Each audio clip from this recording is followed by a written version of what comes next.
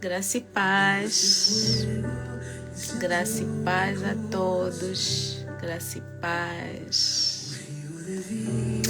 Aleluia. Sejam bem-vindos, bem-vindas a mais uma noite de live, mais uma noite de leitura bíblica. Amém? Aleluia, Jesus. Aleluia. Aleluia, Jesus. Aleluia, Santo. Aleluia, Jesus. Aleluia.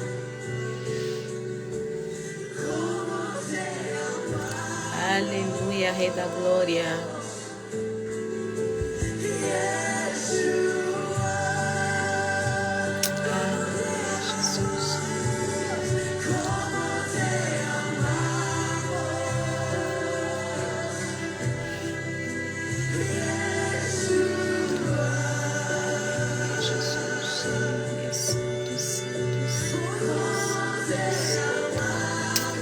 Aleluia, Rei da Glória, aleluia. Graça e paz, sejam todos bem-vindos, bem-vindas. Vão entrando, se acomodando. Aleluia. Aleluia, Jesus, aleluia. Aleluia. Aleluia, Jesus.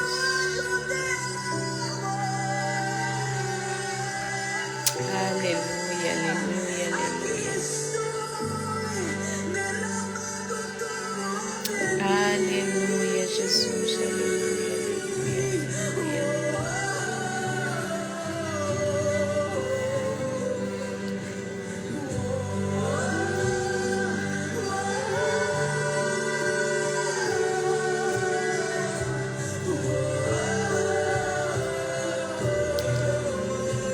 Quero que nesse momento vocês sejam ministrados por esse louvor. Enquanto esperamos que mais pessoas entrem, enquanto esperamos para começar a leitura, ouça esse louvor. Amém? Fecha os teus olhos onde estiveres, se puderes, e só vai sugando a unção. Amém? Aleluia, Jesus.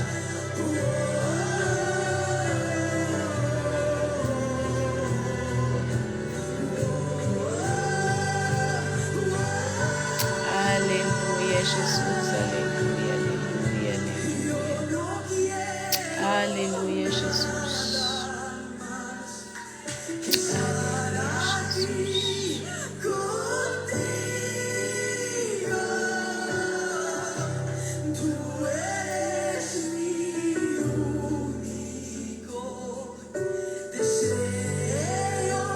Aleluia, Jesus. Aleluia, Jesus.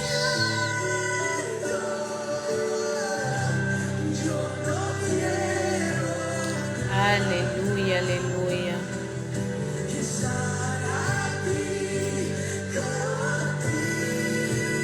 Aleluia, aleluia.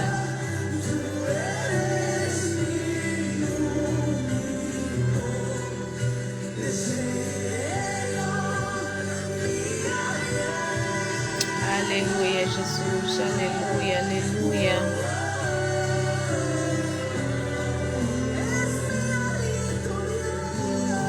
Aleluia, Jesus.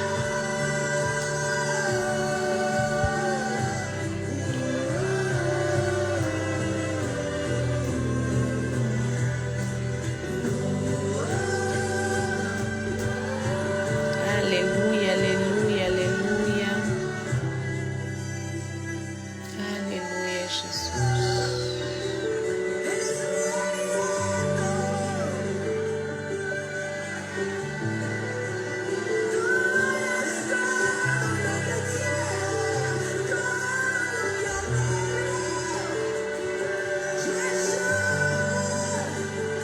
Aleluia, Jesus, aleluia.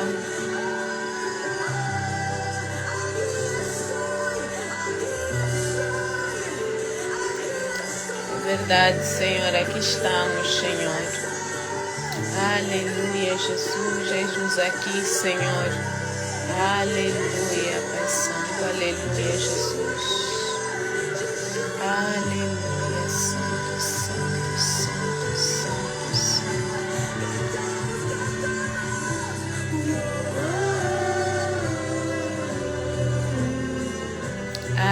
Aleluia, Jesus, aleluia.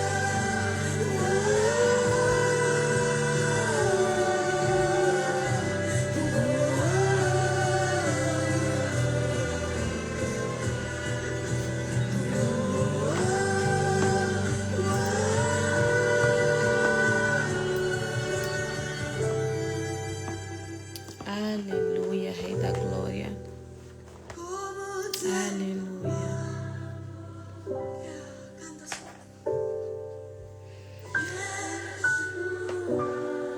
Oh, Yeshua. Aleluia, Jesus. Aleluia, Rei da Glória. Aleluia, Jesus. Aleluia.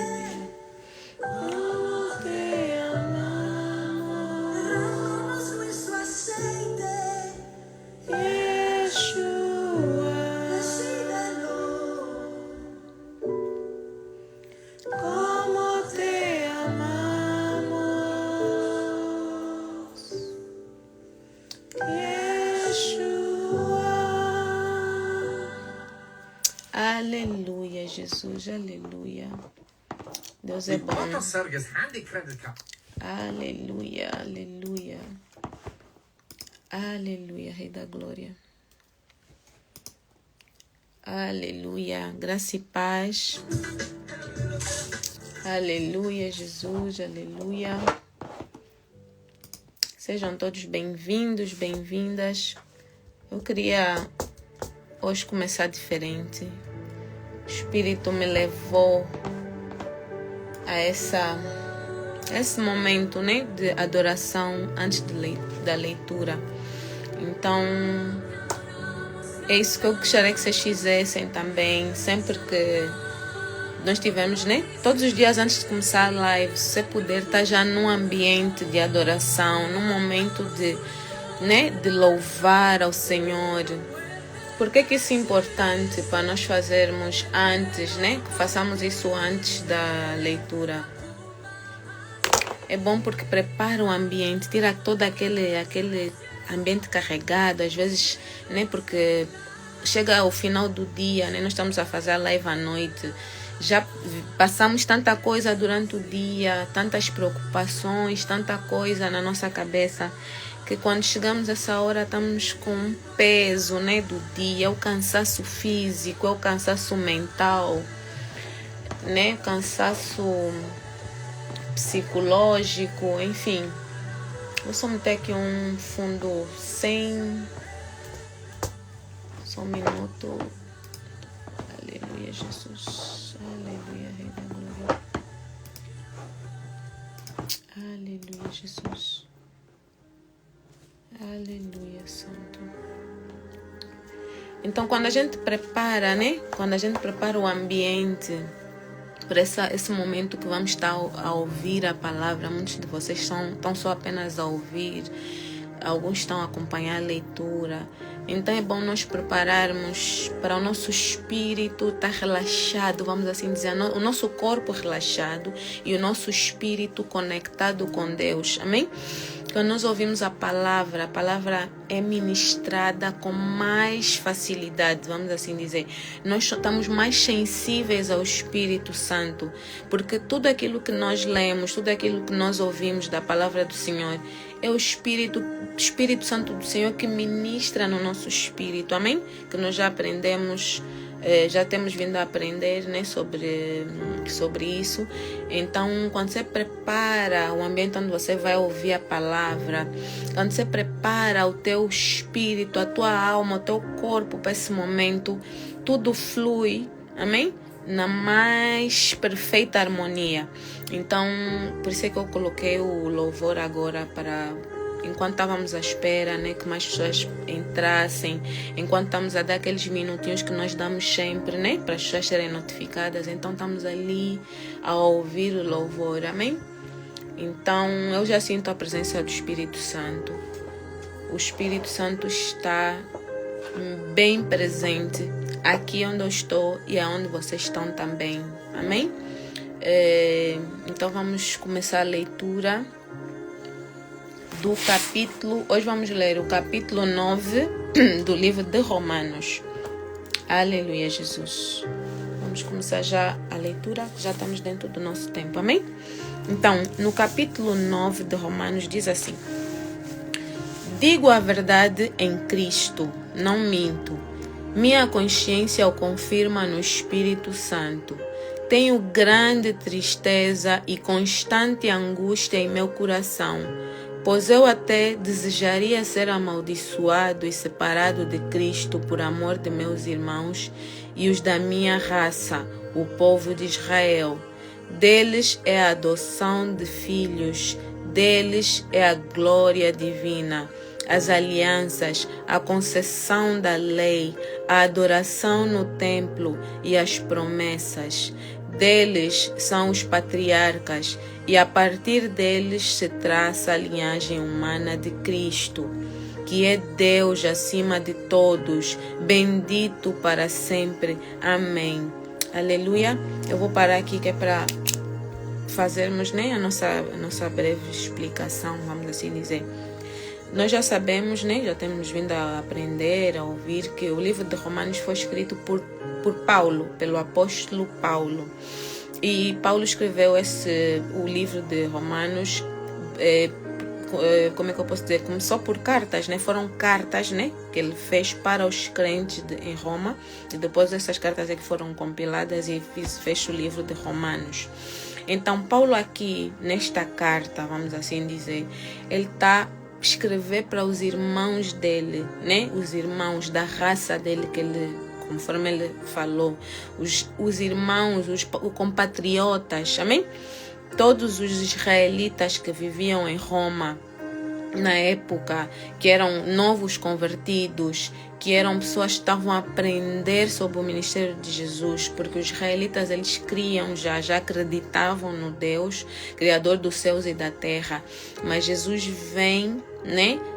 Deus manda Jesus que é para trazer salvação para a humanidade, não apenas para os israelitas, mas para todos aqueles que crescem no Senhor.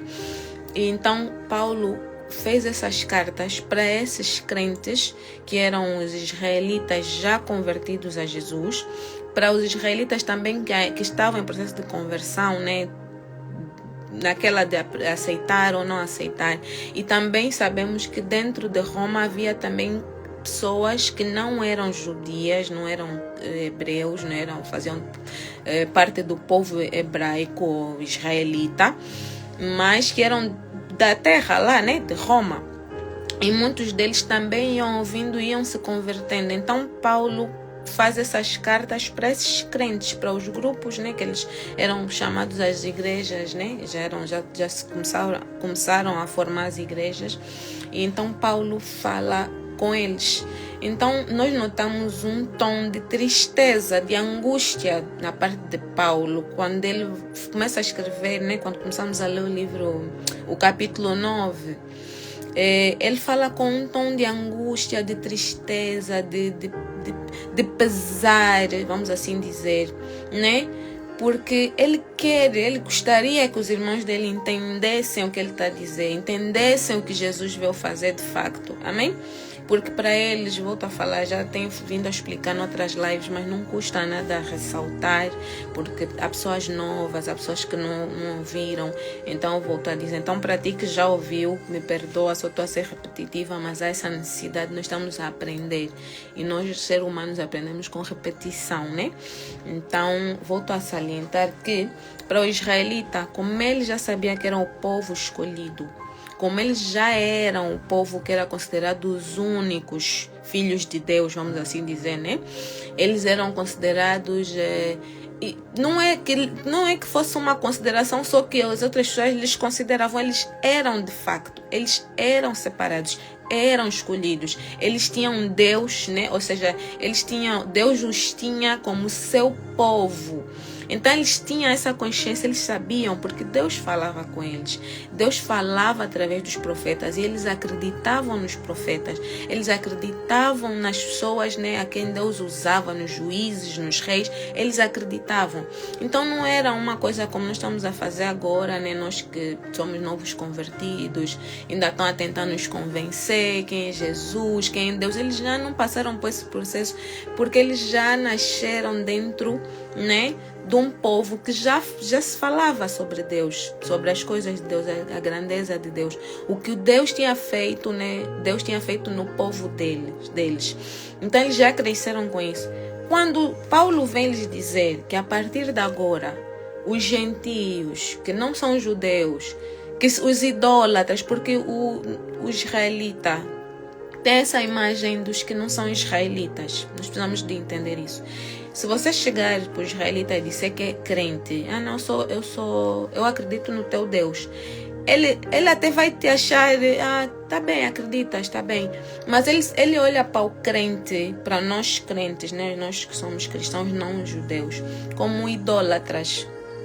Amém? Eles olham para nós e para os outros que não creem em Deus, porque todo mundo crê em alguma coisa, que não tem povo que não acredita em nada. Não acredita em nada. Todo mundo acredita numa coisa. Também já falamos sobre isso. Então, o israelita olha para nós, não judeus, como idólatras. Porque eles sabem que os crentes, né, os outros povos, creem em alguma coisa. E muitos de nós, né, vamos assim dizer, creem em objetos, fazem objetos para adoração. Isso faz com que eles olhem para o povo não judeu, vamos assim dizer, com um olhar de repugnância, porque eles conhecem o Deus verdadeiro. E eles sabem que não se pode fazer imagem de Deus. Não se pode ter objetos de adoração. Eles sabem, porque faz parte do ensino desde criança, desde bebê que eles ouvem já isso, então eles já sabem. Então eles olham para todos os não-judeus como idólatras. Amém? Até nós que somos, nós acreditamos em Deus, acreditamos em Jesus, então eles também nos consideram idólatras. Então, quando Paulo vem dizer que a partir de agora os judeus, os gentios, os não-judeus também fazem parte de Deus, né? Também são chamados para ser filhos de Deus. Para eles é uma ofensa, é tipo, esses não merecem. Como é que você vem nos dizer que eles também agora são filhos de Deus? Se eles são idólatras, eles acreditam em objetos, eles adoram objetos, eles fabricam coisas para adoração, eles não podem. Então é com esses olhos que eu peço sempre para vocês verem, para poder entender por que o israelita é tão fechado. Até nos dias de hoje, né, nós que vivemos aqui na Inglaterra, principalmente, nós vemos comunidades judaicas, eles são muito fechados, muito fechados. Eles estão entre eles. E se você tentar ir lá, tentar perceber, eles são muito fechados, muitos. Por quê? Porque eles já olham para qualquer não-judeu como idólatra. Então, para eles é tipo assim... Tipo assim, como se nós não merecêssemos, como, né, não merecêssemos estar ao lado deles, amém? Então, Paulo, com muita dor no coração, dá para notar pelas palavras dele, que ele fala com pesar, com dor, com angústia, para o povo perceber que Deus deu uma oportunidade para nós, para os não-judeus.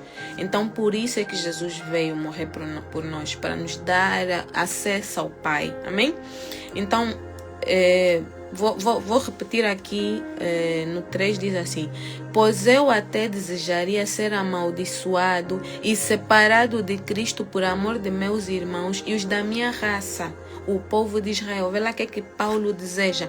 De tão angustiado que ele está, ele disse que não se importaria, tipo, eu até desejaria ser amaldiçoado e separado de Cristo. Ou seja, ele não se importaria dele morrer para que os irmãos dele pudessem entender, pudessem enxergar, pudessem ver, amém? Pudessem abrir o coração deles, né? Deles, quem é o povo israelita, deles é a adoção de filhos, deles é a glória divina, as alianças, todas as alianças, né, que Deus fez com o povo aqui na terra começaram em Israel, foram feitas com o povo israelita. Deus não fez aliança com outros povos, Deus fez alianças com o povo israelita. A concessão da lei, Deus deu a lei, Deus disse: a partir de agora, vocês, como são meu povo, vocês vão viver assim com essas leis, vocês vão seguir essas leis, vocês têm que ser, se eu já vos escolhi por serem diferentes dos outros, pois então agora vocês vão ser mesmo diferentes. Amém? Então vou atribuir as leis que é para eles poderem ser de facto diferentes. E os outros povos, quando olhassem para os israelitas, eles viam: esses têm alguma coisa diferente. Esses têm algo que não é normal. Tanto é que quando tivessem guerras, quando os israelitas tivessem que ir para uma guerra, os outros, né, os adversários, eles não tinham medo do exército israelita, eles tinham medo do Deus de Israel.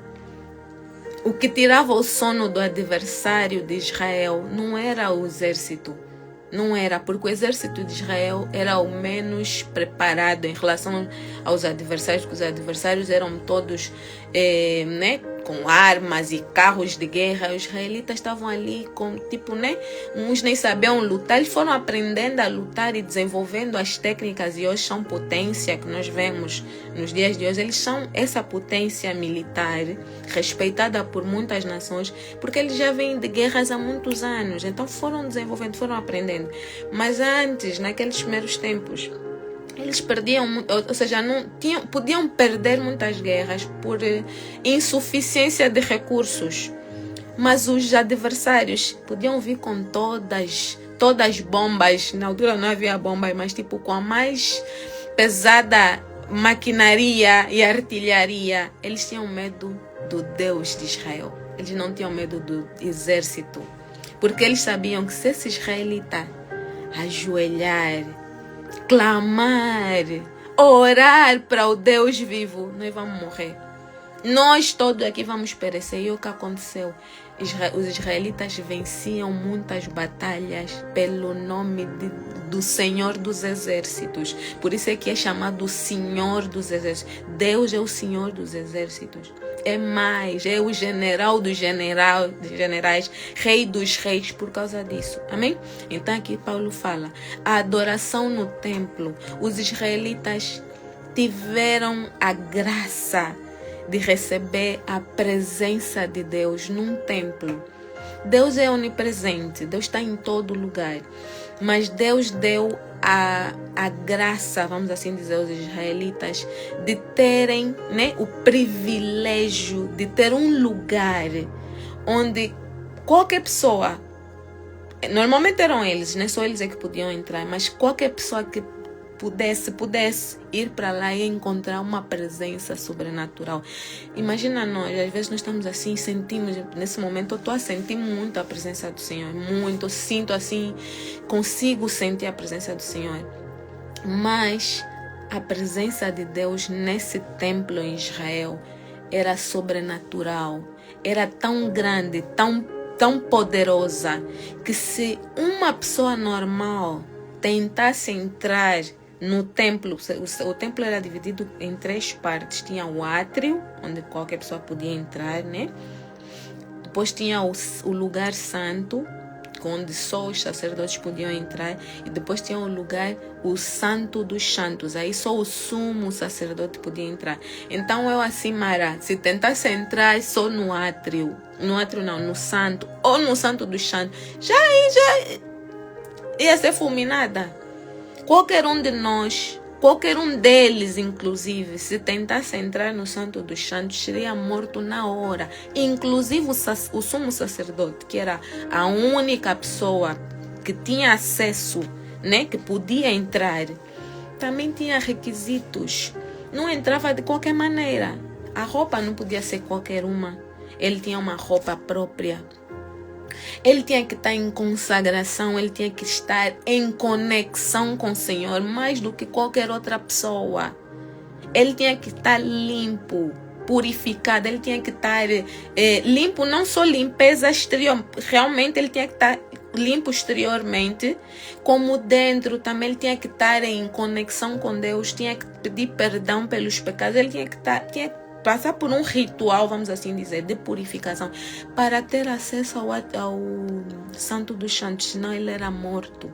Era o único que podia entrar lá, ou seja, só para nós termos noção da presença do Senhor. Dentro desse Santo dos Santos tinha a Arca da Aliança, que era mais concretamente, ou seja, dentro do Santo dos Santos estava a presença, mas por que tinha a presença? Por causa da Arca da Aliança. A Arca da Aliança onde estava lá a presença de Deus, tipo assim, sobrenatural.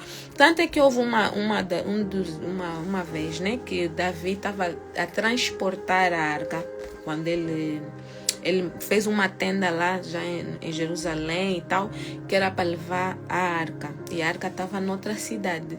Quando iam levar a arca, o boi né, porque foi numa carroça e tinham os bois a puxarem. O boi, não sei se foi o boi ou se foi a roda, acho que foi a roda da carroça que bateu numa pedra e a carroça, né, virou, a arca ia caindo. Um dos sacerdotes, os sacerdotes é que tinham que levar, os levitas, né? Não era qualquer pessoa que podia carregar a arca, não era qualquer pessoa que podia tocar na arca, só eles é que estavam autorizados a tocar na arca, a carregar, né? Tinha que se carregar. Um dos levitas tentou segurar a arca para a arca não cair. Ele morreu na hora. Na hora ele morreu.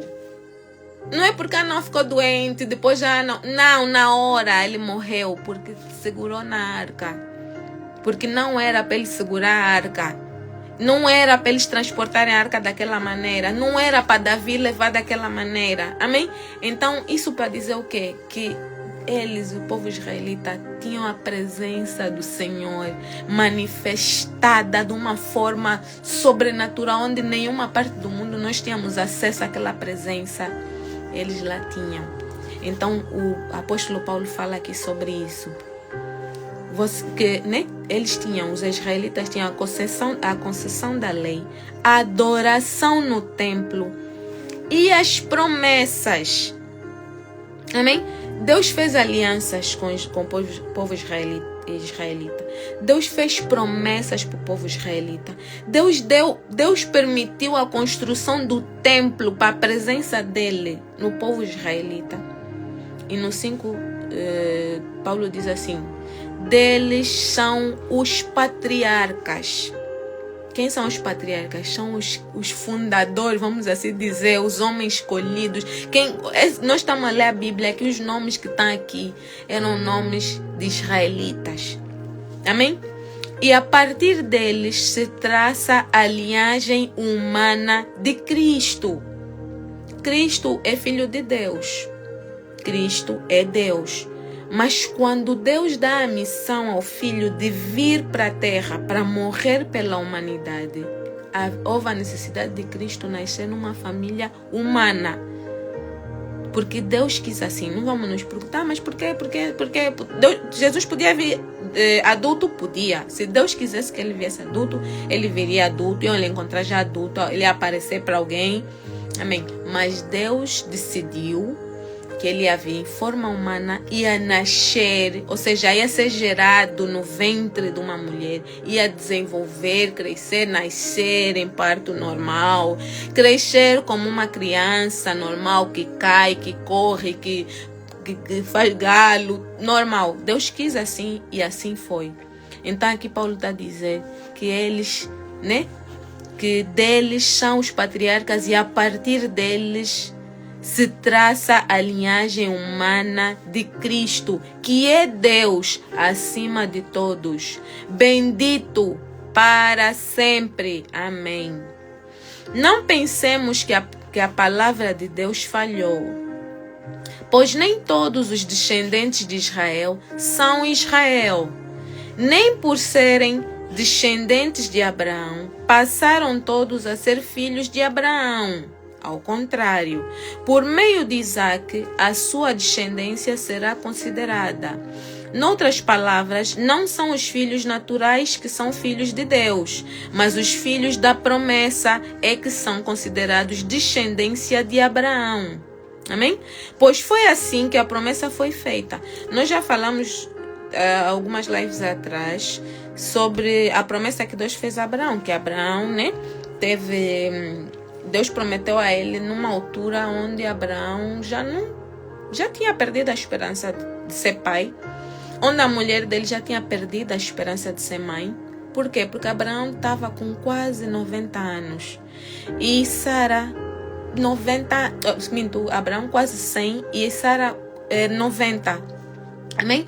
Então, eles já eram idosos. Ainda naquela altura que duravam, não sei, 100 e tal anos, ainda assim já eram considerados idosos, já não tinham mais vigor, né, como a palavra diz.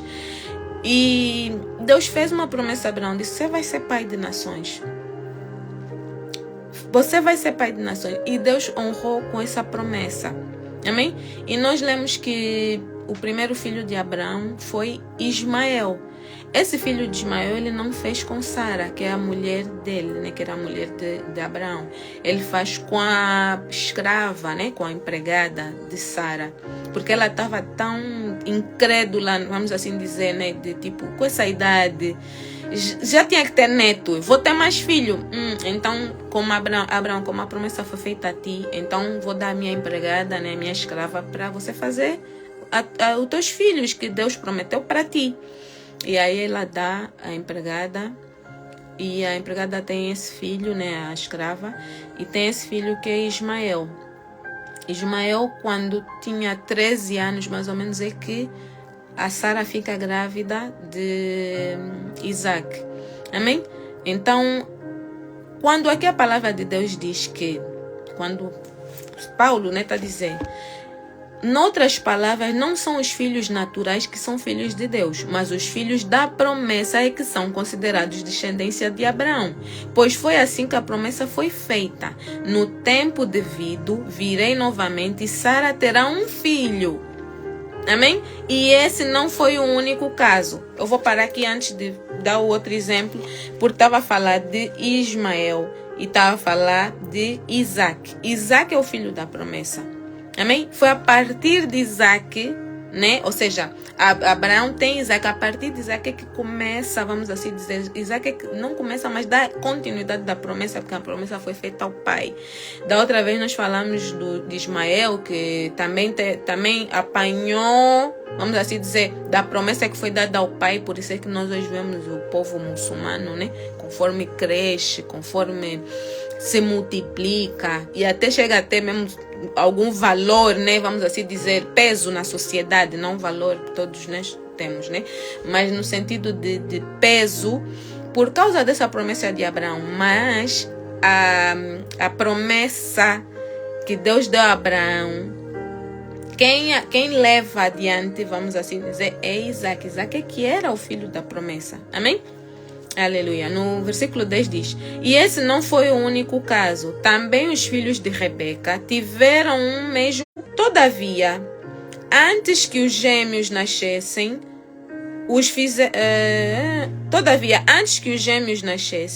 ou fizessem qualquer coisa boa ou má, a fim de que o propósito de Deus, conforme a eleição permanecesse, não por obras, mas por aquele que chama, foi dita a ela: o mais velho servirá ao mais novo, como está escrito: amei Jacó, mas rejeitei Esaú. E então, que diremos? Acaso Deus é injusto? De maneira nenhuma, pois ele diz a Moisés: terei misericórdia de quem eu quiser ter misericórdia, e terei compaixão de quem eu quiser ter compaixão. Portanto, isso não depende do desejo ou do esforço humano, mas da misericórdia de Deus. Amém? Pois a Escritura diz ao faraó: eu o levantei exatamente com este propósito, mostrar em você o meu poder e para que o meu nome seja proclamado em toda a terra. Portanto, Deus tem misericórdia de quem Ele quer e endurece a quem Ele quer. Aqui Paulo está a dar exemplo já de Moisés, né? Ele já pula de Abraão, já vai para Moisés, já dá esse exemplo de Moisés, que quando ele diz, né, que Deus dá misericórdia a quem ele quer e ele endurece o coração de quem ele quer. Deus tem objetivos. Amém? E Deus sabe, Deus sabe sempre como agir com o ser humano de formas a que nós consigamos voltar para Ele. Porque o centro é Ele, o centro é Deus, o centro é Jesus. Amém? Aqui quando o apóstolo Paulo dá o exemplo de Moisés e fala exatamente de Faraó, nos leva a quando Moisés, né? Ele foi levantado como libertador do povo de Israel, que estava a ser escravizado no Egito há 400 anos. Por que demorou tanto tempo para o povo ser liberto? Primeiro é que eles esqueceram quem era Deus. Foram nascendo novas gerações e é aquilo que nós falamos. Nós precisamos de passar a palavra do Senhor para os nossos filhos, para os nossos netos, para os nossos descendentes, senão vai se perder. E o que aconteceu quando eles foram para o Egito? Quando o povo de Israel vai para o Egito, quando José se torna governador no Egito, ele, por causa da fome, os irmãos dele vão para lá comprar comida. Ele diz que é o José que os irmãos venderam. Ai meu Deus, meu irmão, te vendemos, desculpa. Então ele manda chamar toda a família. Vai toda a família para lá, para o Egito.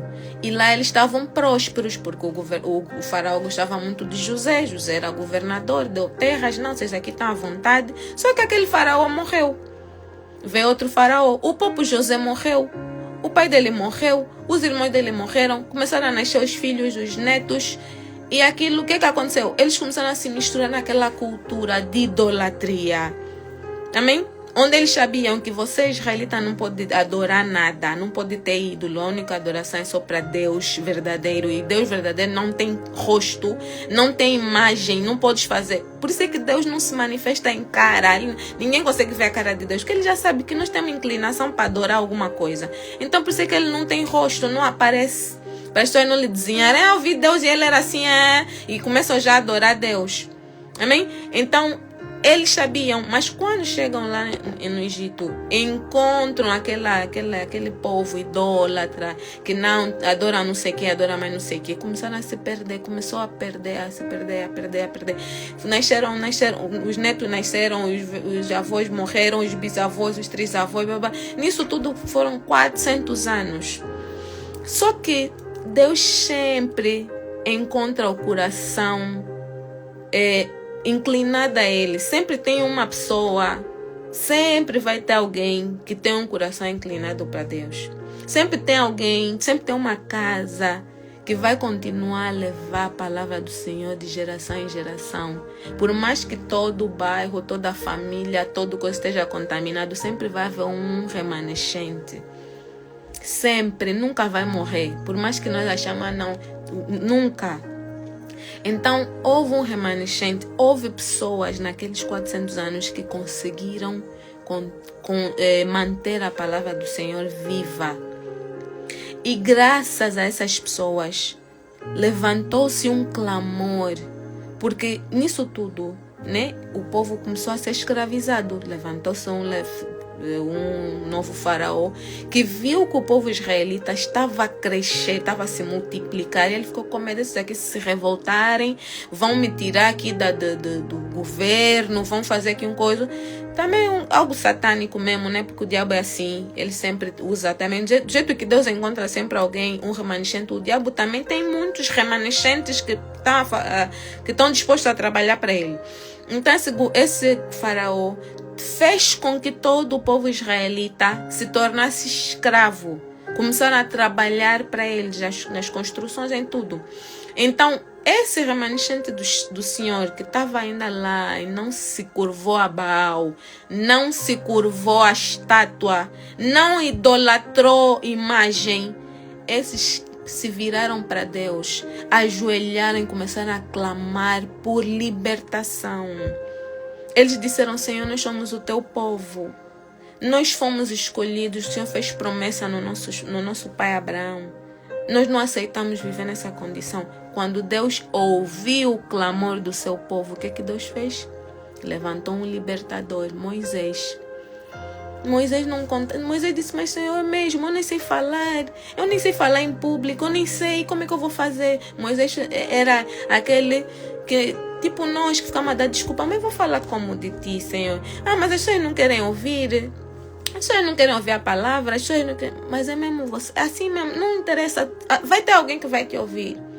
Vai ter alguém que vai te ouvir. E Deus levantou Moisés e lhe disse, você vai. Mas eu vou falar o que para Faraó? Eu não sei falar. Eu sou gago, eu sou falho, eu sou... bué de desculpa. Deus disse, vai. E é aqui que Paulo ressalta sobre Moisés. Amém? E depois todos nós já ouvimos falar das pragas. Deus teve que mandar pragas. E aqui quando Paulo fala do Faraó, ele fala que Deus endurece o coração de quem ele quer. E Deus endureceu o coração de Faraó. Deus é que fez com que Faraó não aceitasse que o povo saísse da primeira vez. No primeiro pedido que Moisés foi fazer, Faraó podia dizer, pá, tá bem, vão então, vão poder ir. Me deixem em paz. Mas Deus endureceu o coração de Faraó. Faraó disse, não, podem adorar mesmo aqui. Não, lá não podiam, né? Por quê? Porque qual era o problema da adoração? Israel, né? O povo israelita, eles tinham que, para fazer uma adoração ao Senhor, eles tinham que sacrificar um animal. E o animal normalmente usado para sacrifício para o Senhor, né? Para pedir perdão pelos pecados, era bezerro, que é o bebê da vaca, se eu não estou em erro, né? E o bezerro era considerado um deus no Egito. Né? Eles adoravam o livro, continuamos a ler Romanos, Luzia. Estamos a ler o capítulo 9 hoje. Então o bezerro era considerado um deus no Egito. Então se eles queimassem um bezerro, ou seja, eles como se estivessem a queimar o deus deles. Capítulo 9, paramos no versículo 19. Estou a explicar o versículo 18. Amém? Aí eles não podiam fazer adoração a Deus lá no Egito. Então o que eles estavam a pedir, sim, exato, capítulo 9. Romanos 9, paramos no 19. Então eles foram lá pedir ao faraó que fossem fazer adoração, né? Para queimar incenso, né? Ou queimar o animal, né? Ou seja, fazer o sacrifício para adoração, para adorar a Deus, para estar conectados com Deus. E o faraó disse, não vão, não podem. Aí Deus manda a primeira praga, manda a segunda praga, manda a terceira praga, manda a praga. Nisso tudo, o povo de Israel, que já sabia, né, que Moisés estava ali a tentar com o faraó negociar, que é para eles saírem, eles começaram a perder a esperança. Começaram a falar assim, esse Moisés não deve ser nada o nosso libertador nisso. Qual era a intenção de Deus quando ele pegou e endureceu o coração de faraó? Foi preparar o povo para a liberdade. Você sabe o que é 400 anos de escravidão? Uma pessoa que é escrava há 400 anos, já não devia ter os vivos, né? Como nós já ouvimos, já foram morrendo e vinha outra geração e morriam e outra geração e outra geração. Ou seja, você já nasce escrava, você continua escravo, cresce escravo, envelhece escravo. Você não sabe o que é liberdade. Você não sabe o que é liberdade, porque você está a viver aquilo, você está escravo, a vida que você conhece desde que nasceu é aquela. Então Deus precisava de trabalhar aqueles corações, para eles entenderem o que é liberdade, para eles estarem acostumados com a liberdade. Amém? Então, aqui Paulo, quando se refere a Deus endurecer o coração de quem Ele quer, né? Aqui Deus diz, portanto Deus tem misericórdia de quem Ele quer e endurece a quem Ele quer. Deus às vezes endurece o nosso coração ou o coração das pessoas com quem nós falamos sobre Deus. Às vezes é para trabalhar nós. Por exemplo, se você tiver falado de Deus para alguém próximo, por exemplo, teu filho, tua mãe, teu pai, teu marido, tua mulher, teu amigo, tua amiga, alguém próximo a ti, você quer falar de Deus.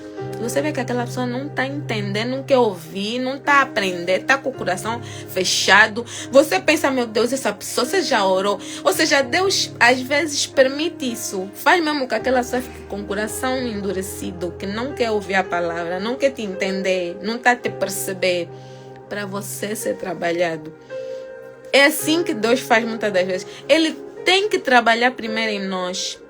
Ele tem que ver até onde é que nós aguentamos aquela pressão. Porque nós infelizmente, nós somos forjados na prensa. O nosso caráter é forjado na prensa. Quando nós somos prensados, aí é que nós começamos a ver, não. Isso é que vai nos dar certeza de que caminho é que nós queremos. Não vamos falar, não, acho que eu quero seguir. Não, Senhor, te seguir é muito difícil, pensei bem, dá muito trabalho ser crente, então não quero ser. Ou você vai dizer, não. Aí estás a me apertar, então vai me apertar mais, Senhor, porque eu não vou desistir. Eu não vou desistir. Então nós é que estamos a ser forjados. Não, que está ali com o coração endurecido. Nós é que estamos a ser trabalhados. Nós é que estamos a ser forjados. Nós é que quando nós encontramos esse obstáculo, quando nós tivemos que evangelizar alguém, quando nós tivemos que falar de Deus para outra pessoa, nós já não vamos cometer os erros que cometemos com aquela primeira pessoa. Nós já não vamos, às vezes, ir com... né? Às vezes vamos por um meio e não é por ali. Então já vemos, não, vamos por aqui. Não, com esse vamos fazer diferente. E com aquele também vamos fazer diferente. Amém? Então é nesse sentido que Paulo aqui fala que Deus dá, né? Deus tem misericórdia de quem Ele quer e endurece a quem Ele quer. É nesse sentido que nós precisamos de entender, precisamos de ver o que é que Paulo estava a transmitir para o povo israelita naquele tempo. Transmitir para esses novos crentes. Amém? Deus tem misericórdia de quem Ele quer. O israelita, na cabeça dele, não, só nós é que merecemos, só nós é que somos filhos de Deus desde sempre, então não, Deus tem misericórdia de quem Ele quer. Você não é nada nem ninguém para dizer que não, aquela pessoa está muito na lama para ser salva. Nós não somos ninguém para decidir quem vai ser salvo ou não. Amém? Nós não somos a quarta pessoa da Trindade para definir quem está pronto, quem não está pronto. Quem vai ser salvo, quem não vai ser. Às vezes nós temos esse problema. Nós somos cristãos, né? Que já estamos na palavra, começamos a ver, esse aqui mesmo está mal. Já perdeu mesmo. Assim mesmo, já perdeu. Nós temos esse olho de julgar, essa coisa, né? Temos isso. Amém? Ou então aquele que não é crente, que não vai à igreja julgar o outro que vai, também tem isso, né? Essa aí só vai na igreja, só vai fazer papel, mas no fundo, e não sei o que. Então, Deus, nós temos que pôr na nossa cabeça, Deus tem misericórdia de quem Ele quer. Não somos nós, não é o nosso muito ir à igreja, o nosso muito orar, nosso muito ler a Bíblia que vai definir quem vai e quem não vai. Eu disse uma vez, se Deus quiser, amanhã todo mundo vai acordar crente. Amanhã, se Deus quiser, toda a humanidade amanhã está ajoelhado perante Cristo. É só Deus fazer assim, pá, todo mundo amanhã vai acordar. Você vai falar, mas peraí, você não disse que não acreditava em Deus, agora está a ajoelhar para orar. O que é que se passa? Deus tem esse poder. Deus tem essa capacidade, Ele pode tudo. Amém? Nós precisamos de entender isso. Então, vamos parar de limitar o poder de Deus. Vamos parar de querer pôr título. Esse aqui é mais santo que aquele. E aquele é mais... Está condenado. Já esse aqui vai morrer. Vai mesmo para o inferno. Deus tem misericórdia de quem Ele quer. E endurece o coração de quem Ele quer. Então, vamos começar a olhar para nós e começar a dizer, peraí, Deus está a me forjar. Deus está a me forjar. Isso aqui, essa dificuldade que eu estou a ter com essa pessoa ou estou a ter comigo mesmo, é porque Deus está a tirar o melhor azeite de nós. Amém? Deus está a tirar o melhor de nós. Estamos a ser prensados. Vocês já sabem como é que é o processo da fabricação do azeite. Agora, claro, com máquinas, tudo desenvolvido. Mas naquele tempo, no tempo que a Bíblia foi escrita, o azeite tinha vários fins. Tinha o azeite da consagração, tinha o azeite da unção, tinha o azeite para cozinhar, tinha vários tipos de azeite. Cada azeite passava por um tipo de prensa. Eles punham as azeitonas, né? Assim, num coisa de pedra, numa base de pedra, e punham as azeitonas. E tinha uma outra pedra que era em formato de roda, e iam girando, né, a roda por cima das azeitonas. Então aquele, né, conforme por causa do peso da pedra, apertava a azeitona e saía o suco, né, que era o azeite. Então, aquela primeira rodada que eles passavam, saía um tipo de azeite. A segunda rodada saía outro tipo. Ou seja, cada azeite que saísse era para um fim. Até ficar só o caroço, não tem mais nada para espremer. Cada azeite que saía tinha um fim. Tinha um azeite para acender a lamparina. A lamparina do templo que nós estamos aqui a ler tinha, né, aqueles castiçais que os israelitas usam até hoje. Hoje eles põem vela, mas antigamente não existia vela. Era azeite que se colocava ali e acendia, que é para ficar lá os castiçais dentro do templo. Amém? Então, cada azeite tinha a sua finalidade. Então, nós, a partir de hoje, vamos começar a nos olhar como a azeitona que está ali naquela pedra, na base e na pedra de cima. Ou seja, Deus está nos espremer, tá a ver? Para tirar os diferentes tipos de azeite. Amém? Vamos dar continuidade da nossa leitura. Vamos ler o versículo 19 agora. Diz assim: mas algum de vocês me dirá, então por que Deus ainda nos culpa? Pois quem resiste à sua vontade? Mas quem é você, ó homem, para questionar a Deus? Acaso aquilo que é formado pode dizer ao que formou, por que me fizeste assim? O oleiro não tem direito de fazer do mesmo barro um vaso para fins nobres e outro para uso desonroso? E se Deus, querendo mostrar a sua ira e tornar conhecido o seu poder, suportou com grande paciência os vasos de sua ira preparados para a destruição? Que dizer se Ele fez isso para tornar conhecida as riquezas de sua glória aos vasos de sua misericórdia, que preparou de antemão para a glória, ou seja, a nós, a quem também chamou, não apenas dentre os judeus, mas também dentre os gentios? Como ele diz em Oséias: chamarei meu povo, a quem não é meu povo, e chamarei minha amada, a quem não é minha amada.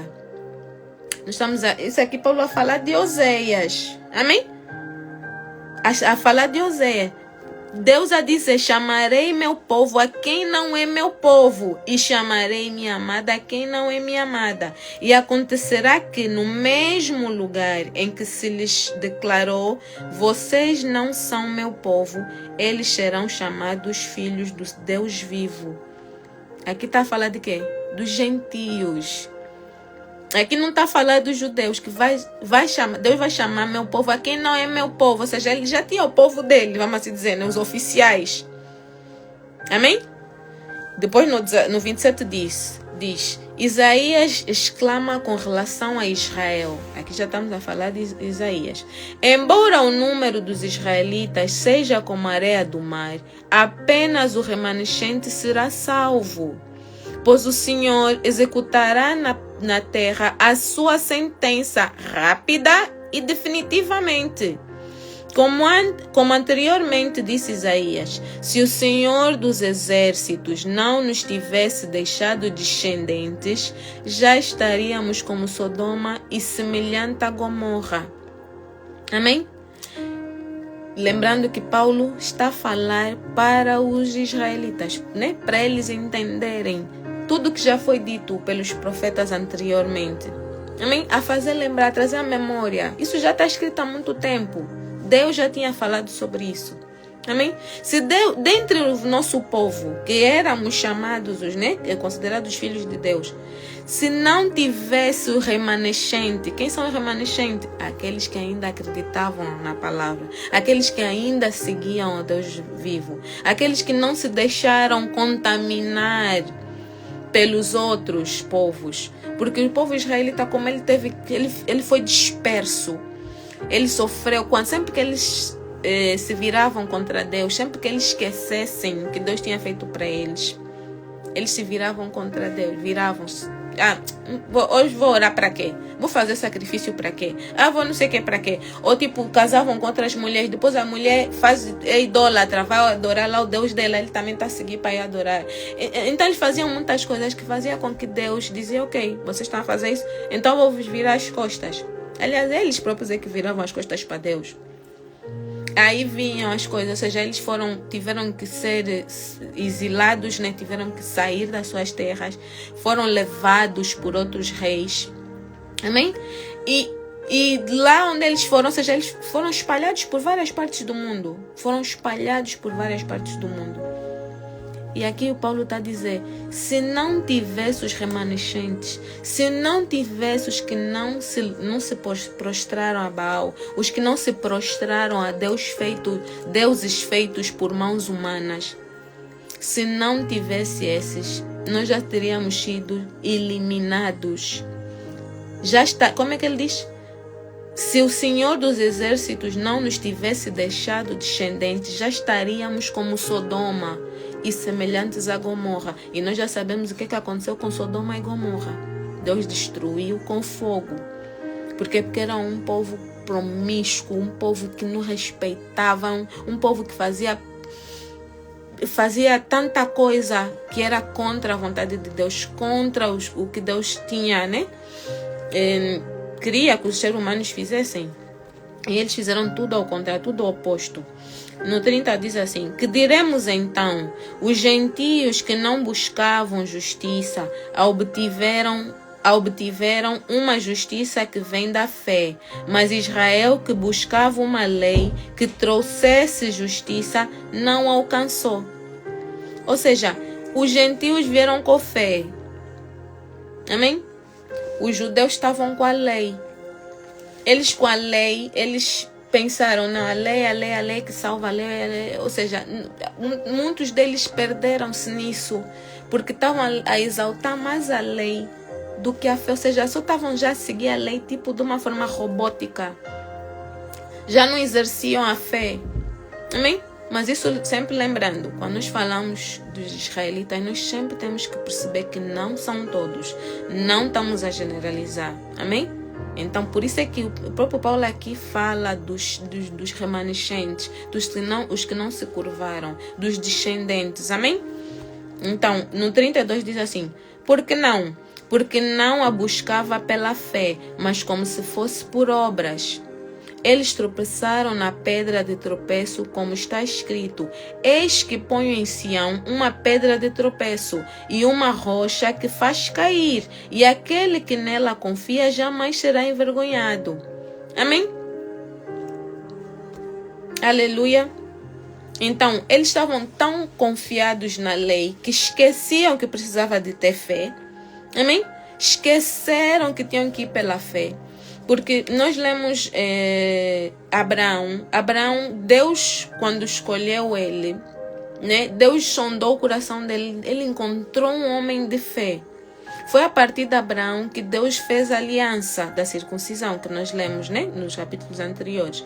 Mas Deus não pegou na circuncisão, como é que eu posso dizer? Não foi a circuncisão que fez de Abraão o homem que ele era.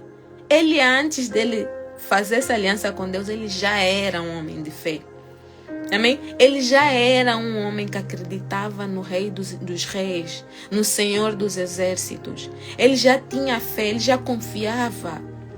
Amém? A circuncisão, que é a aliança que Deus faz com ele, só veio fortalecer aquilo que já existia no coração dele.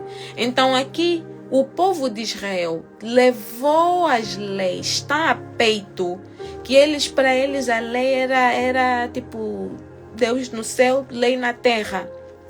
Amém? Enquanto o que Deus procura, o que Deus se alegra é de um coração, né, que tem a fé.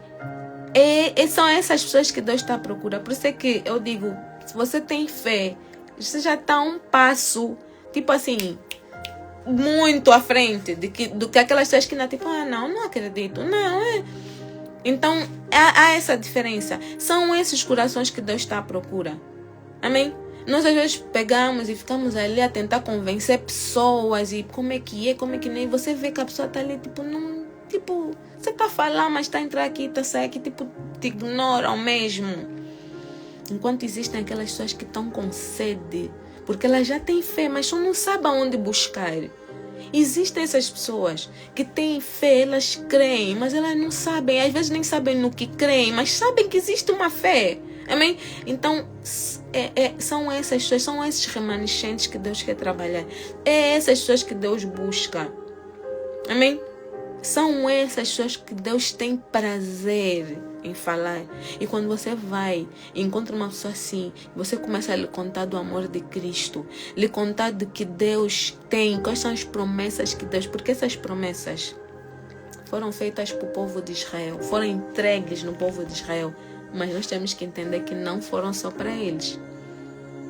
Não foram só para eles. Porque graças ao sacrifício de Jesus, nós fomos enxertados na videira, que é Jesus. Por isso é que ontem nós lemos que nós somos co-herdeiros em Cristo Jesus. Nós passamos a ter os direitos legais do povo de Deus. Nós somos adotados. Então eu dou sempre esse exemplo. Quando você adota um filho, quando você vai na lista no programa de adoção e você adota uma criança e você traz essa criança para dentro da tua casa como teu filho, tudo que o teu filho biológico tem, todos os direitos que o teu filho biológico tem, este filho adotivo ou adotado também passa a ter. Amém? Passa a ter. Ele já não é mais adotivo só, ele é teu filho. Ele vai ser herdeiro daquilo que você deixar. Amém? Ele vai ter que cumprir com as regras, porque por exemplo, se o teu filho biológico lava a louça, o teu adotivo também vai lavar a louça. Amém?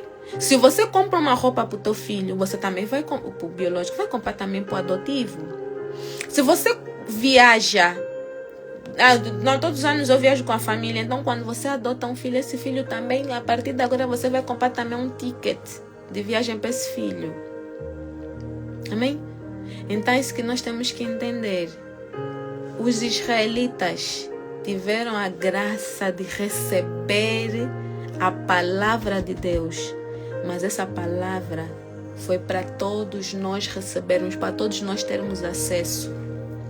E a partir do momento que nós nos tornamos adotados, co-herdeiros em Cristo Jesus, nós temos todos os direitos que o povo israelita tem. Mas também temos as obrigações. Porque falar das promessas, não, você vai ter isso, vai ter aquilo, vai ter isso, aquilo é bom. Agora as obrigações. Amém? As obrigações é que muitas das vezes são negligenciadas. Nós achamos, não, isso aqui só escreveram para o povo israelita. Então acho que está na hora de nós começarmos a orar a Deus e a pedir ao Espírito Santo para nos revelar o oculto e o escondido, porque nós crescemos numa...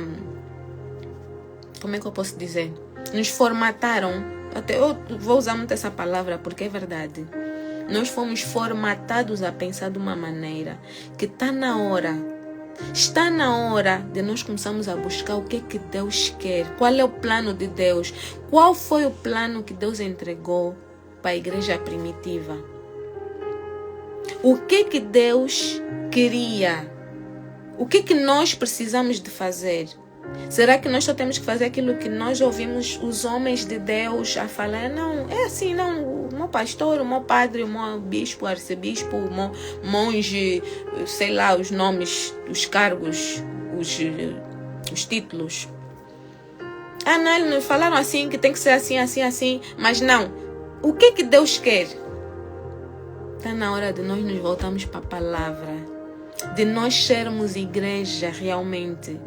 Não podemos só nos basear o que na minha igreja falam que é só assim, assim, assim, só até aqui na Bíblia. Essa parte aqui da Bíblia não se lê, essa parte aqui só mesmo o pastor, o padre que pode ler, eu não posso ler. Está na hora de nós ganharmos maturidade espiritual. Está na hora de nós nos conectarmos com nosso Pai Celestial e nós nos tornarmos igreja do Senhor. Porque nós é que vamos ser arrebatados. Eu já falei, não é o templo.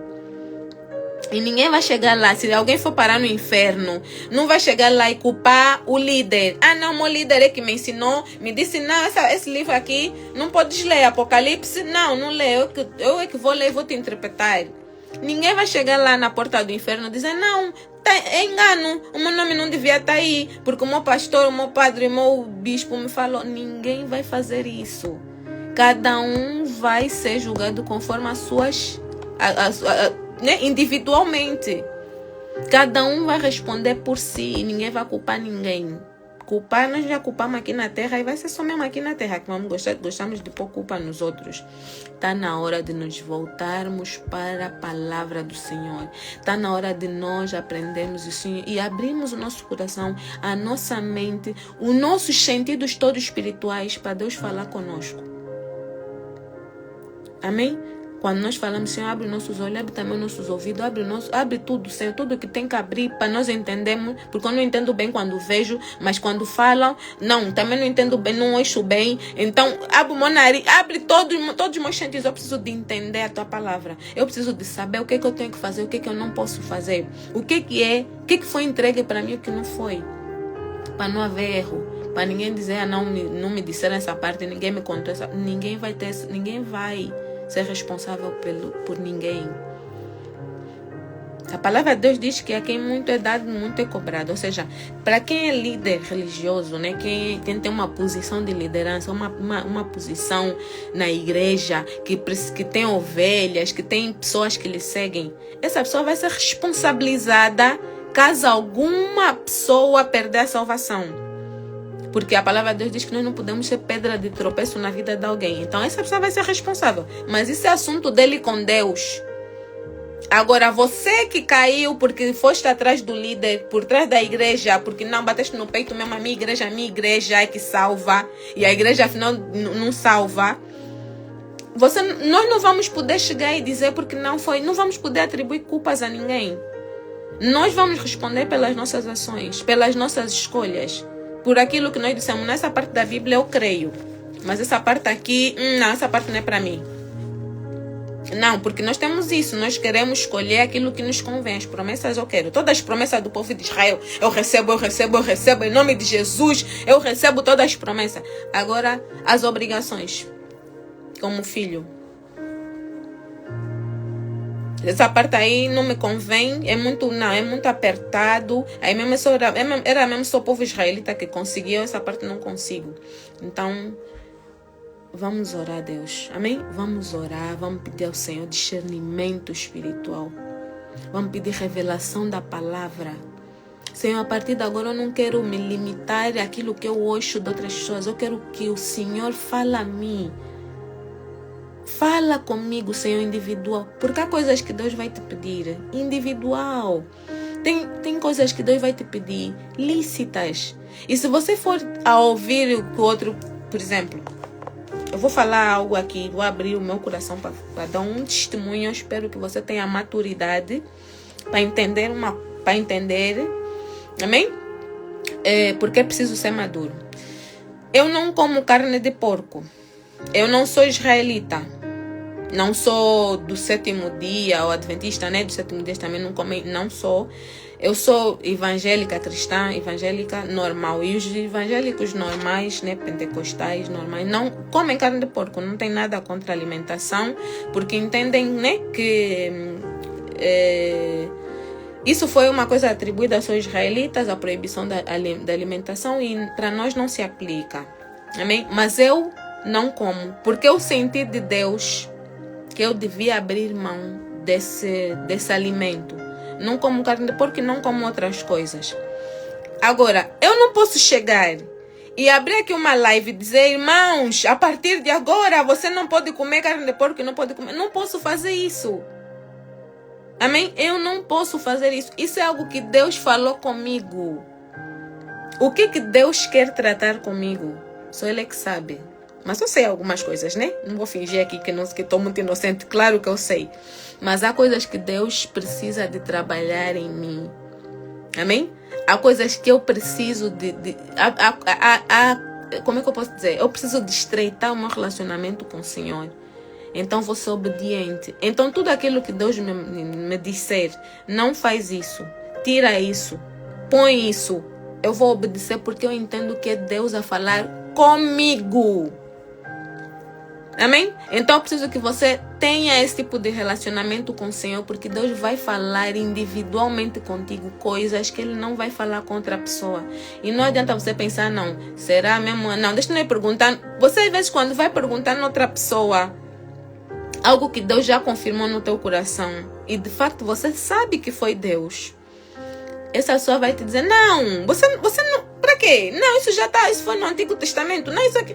Então as pessoas não sabem, principalmente se forem pessoas que não têm maturidade espiritual, não estão no mesmo, não sei se estou a fazer perceber. Então há coisas que Deus vai falar com cada um de nós individual, mas para isso nós precisamos de estar conectados com Ele individual, sem ter que ir na manada, seguir manada. Não, todos da minha igreja fazem assim. Ah não, já me falaram, já vi não sei quantos podcasts ou não sei quantas pregações na internet e falam assim. Deus trata com cada um da sua maneira. Nós somos pessoas individuais, nós somos seres, cada um tem o seu DNA, né? A sua DNA não, a DNA, né? Sua impressão digital é única. Deus conhece o coração de cada um. Deus sabe o nosso nome. Deus sabe o nosso propósito aqui na terra. Sabe qual é a missão para cada um de nós. Então está na hora de nós individualmente começarmos a ter conexão com esse Deus, com esse Pai Celestial. Amém? Então é preciso nós estarmos conectados com Deus. Isso que nós estamos a fazer aqui, esse momento de leitura da palavra, é um passo.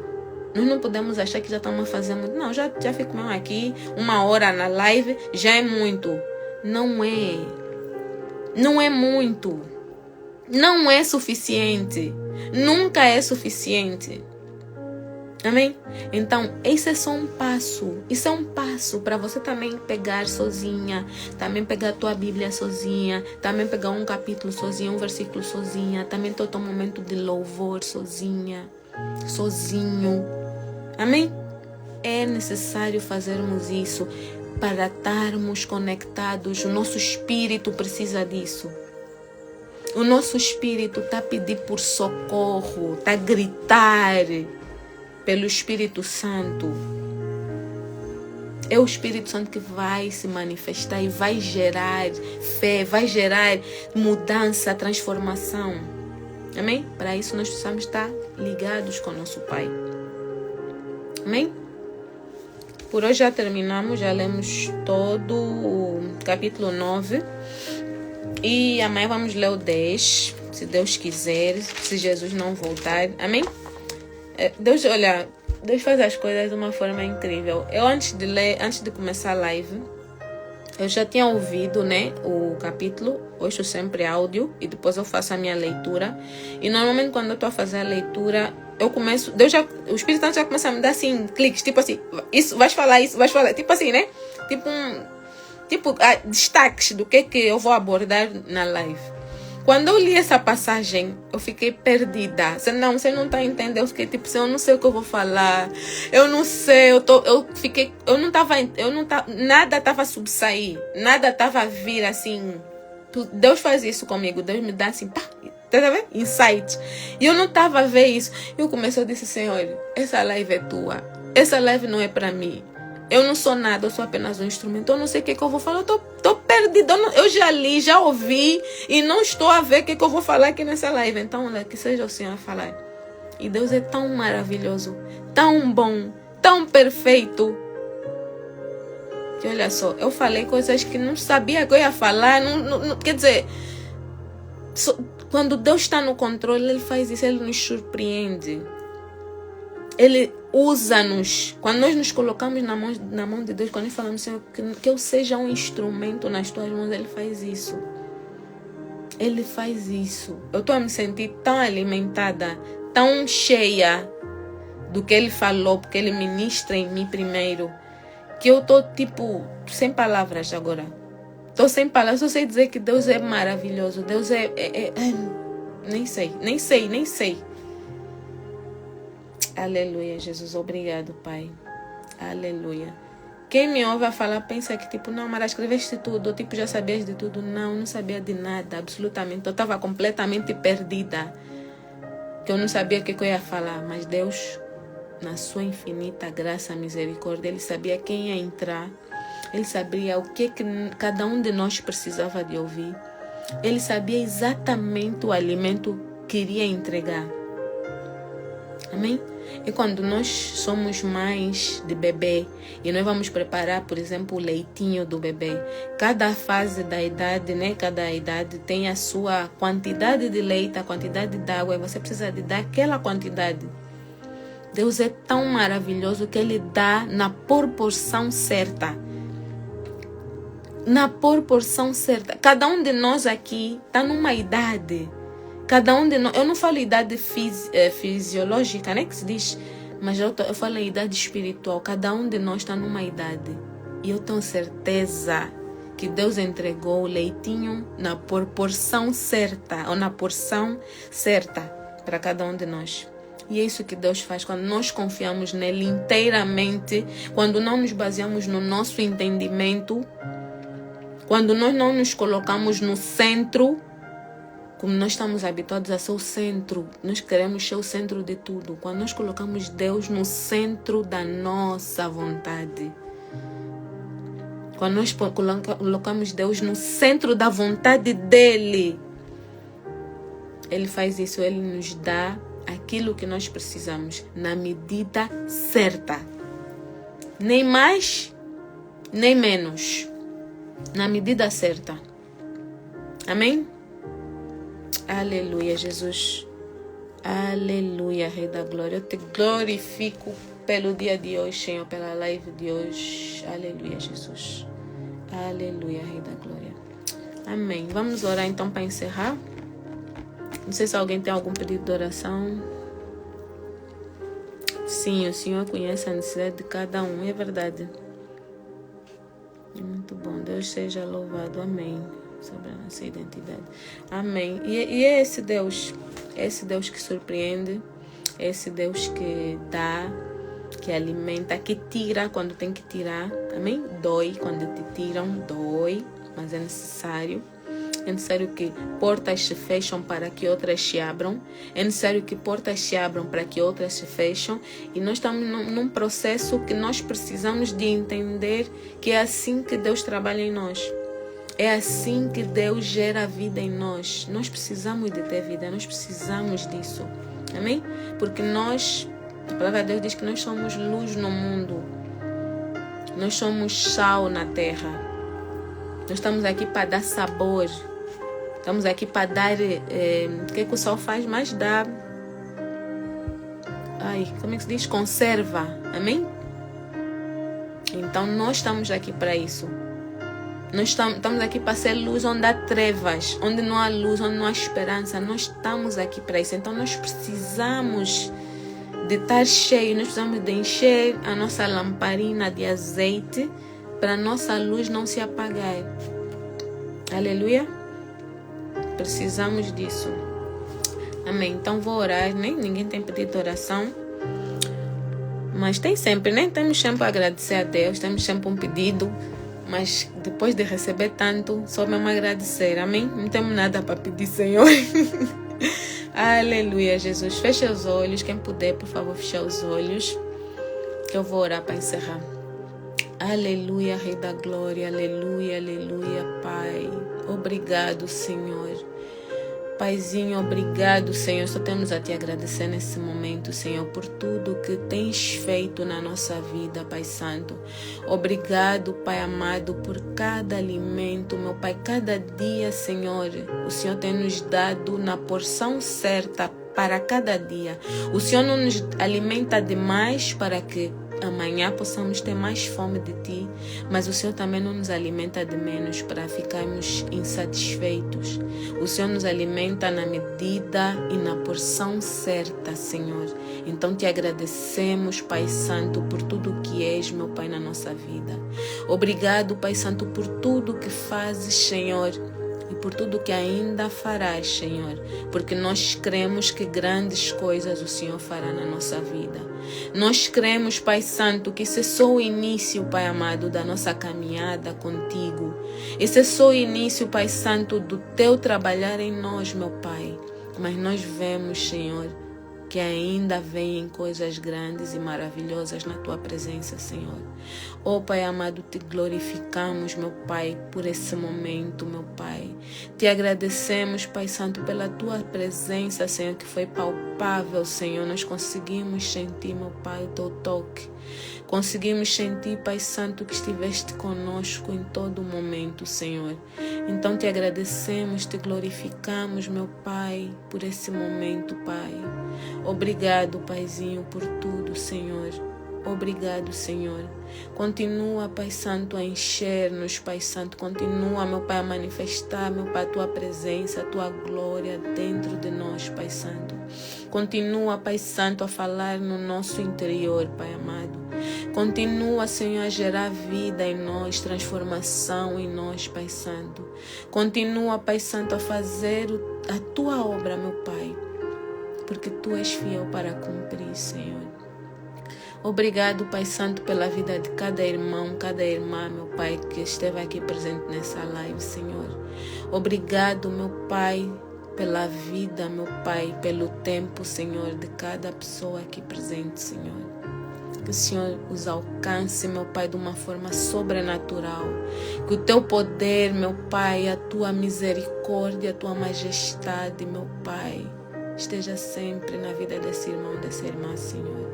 Que o Senhor, Pai Santo, possa, meu Pai, cumprir na vida de cada um o teu propósito, meu Pai, para que aquilo que o Senhor chamou cada um de nós, meu Pai, venha, Senhor, a ser cumprido, para a honra e glória do teu santo e bendito nome, Senhor. Em nome de Jesus, Pai amado, eu te peço, Senhor, dê ordem aos teus anjos, acampa, Senhor, cada anjo, meu Pai, em cada casa, Pai Santo. Cada anjo, meu Pai, guardando, protegendo a vida, a casa, a família, meu Pai, de cada irmão, cada irmã aqui presente, Senhor. Cobre com teu manto sagrado, meu Pai, torna-nos invisíveis aos olhos do mal, Senhor. Oh, Pai Santo, proteja, meu Pai, cada vida, proteja a saúde, meu Pai. Dê providência, meu Pai. Vai, meu Pai, de encontro à necessidade de cada um aqui, meu Pai. Em nome de Jesus, Senhor, guarda as famílias, guarda os filhos, os maridos, as mulheres, Senhor. Guarda os pais, as mães, meu Pai, os irmãos, meu Pai. Guarda, meu Pai, toda a família, meu Pai, dos que estão perto, dos que estão longe, meu Pai. Do mais velho ao mais novo, meu Pai, vai de encontro a cada um. Oh, Senhor, que eles possam também sentir, meu Pai, o teu amor, conforme nós estamos a sentir, Senhor. Que nós, Pai Santo, que o Senhor, meu Pai, possa ter misericórdia, meu Pai, de cada um, meu Pai. Que eles possam ter acesso a Ti, meu Pai, a Tua presença, Senhor. Aleluia, Jesus. Escreva os nossos nomes no livro da vida, Senhor, eu te peço. Oh, aleluia, Rei da Glória. Oh, Santo, Santo, Santo. Obrigado por tudo, Senhor. Obrigado por tanto, Senhor. Aleluia, Senhor, em nome de Jesus. Amém. Aleluia, aleluia, aleluia. Aleluia, Rei da Glória. Amém. Amém, amém. Aleluia, Jesus. Aleluia. Fiquem todos na paz do Senhor. Se vocês estão assim como eu, embriagada na presença do Senhor, eu sugiro que vocês continuem. Se vocês estiverem num local que vocês possam continuar a orar, a louvar. Ou se não conseguirem fazer nada, na presença do Senhor nós podemos também estar em silêncio. Amém? Então façam isso. Continuem na presença. Continuem debaixo dessa nuvem de glória que está sobre as nossas vidas, sobre as nossas casas nessa hora. Amém? Fiquem todos na paz do Senhor. E a gente se encontra amanhã, se Deus quiser, e Jesus não voltar. Amém? Fiquem com Deus. Um beijo grande. Beijo.